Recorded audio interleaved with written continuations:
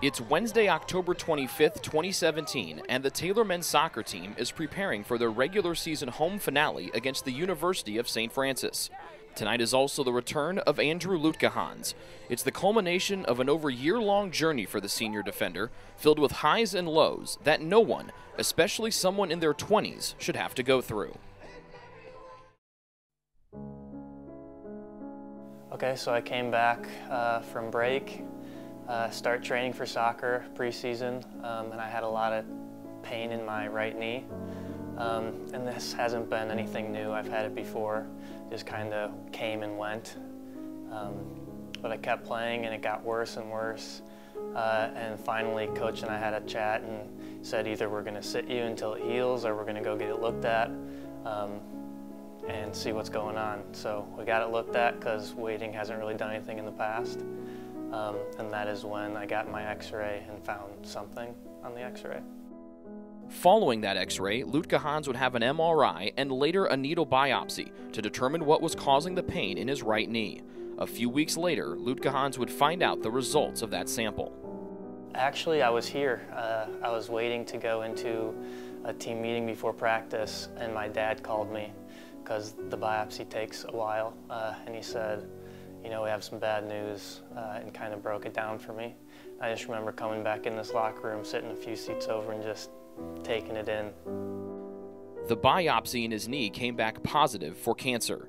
The tumor was in Luetkehans' bone and had grown to the point where it had broken the head of his fibula. It was obviously tough news to take in, but I was already gearing up to, you know, some tough things are going to come. But really, there's nothing you can do to really prepare for it. So I was just kind of sitting and waiting for what was next. After talking to his son, Luetkehans' father called head coach Gary Ross to share the test results with him. I mean, I was shocked, sort of, you know, just stunned, didn't really know what to do. Walked into the team meeting with everyone. It was right before practice and just said, all right, guys, here's the deal. This is what we've just been told. Let's pray. I think we just prayed for a little bit for him, and then I think we let a few of the guys who were his closest friends, if they needed to just go away or go hang out with him or go do whatever. Yeah, we just said, go, do whatever you need to do. And yeah, that was kind of the first, you know, the first day of it. I mean, we had obviously been aware of what was happening for the month prior, but that was the day that we found out that it was confirmed. So it had been a heavy weight, but now it became a lot heavier. You know, obviously for him, much more than us. Luetkehans would withdraw from TU and move home to Wheaton, Illinois to begin treatment. He started with 16 rounds of chemotherapy, followed by surgery to remove the tumor, and then 16 more rounds of chemotherapy. You know, chemotherapy is designed to just attack your body. So I was the weakest I've ever been in my life. There were times where I was too weak to actually talk. I'd just lay in the hospital room, and then that was pretty brutal. At any point, did you ever think you weren't going to make it? Yeah, there were a few times. Yeah. How'd you get through that? Just try not to let that, you know, overwhelm you. Yeah, I kind of operate as take moments as they come anyways, and I think it was beneficial in this situation where I couldn't really plan for the future. I had to just put my head down and move forward. And so when those when those circumstances came, it was just keep trucking, don't quit. You know, do what you got to do to keep pushing forward. Even though Luetkehans admits his faith journey was a little up and down during this time, he says he was never angry at God for the situation he was in. Some advice I actually got early on was don't question that kind of stuff. It'll just tear you apart. So I just kept trucking through. So basically, my faith was not necessarily put on hold, but I stopped asking like for healing for this and this and this because I don't think it was being answered because I think I was supposed to be in that situation. I don't know why, I still don't know why. But yeah, it was more just trucking through. Things started to look better for Luetkehans when he finished his last rounds of chemotherapy early in the summer of 2017. He would then move on to radiation. Instead of attacking his whole body like the chemotherapy, the radiation focused on a spot on the base of Luetkehans' skull where something was found during the scans after his diagnosis. The radiation would last around 5 weeks, and after that, the doctors gave Luetkehans the clearance to return to school and resume playing soccer. But before that, he had one thing to do: propose to his girlfriend, Alicia. She was one of Luetkehans' biggest supporters, moving back to Wheaton with him and being there every step of the way. Obviously, it was a huge help. It was a huge commitment for her to do that. She uprooted her life, like scratched her last year of college basically, and came back to help me through whatever I was going through.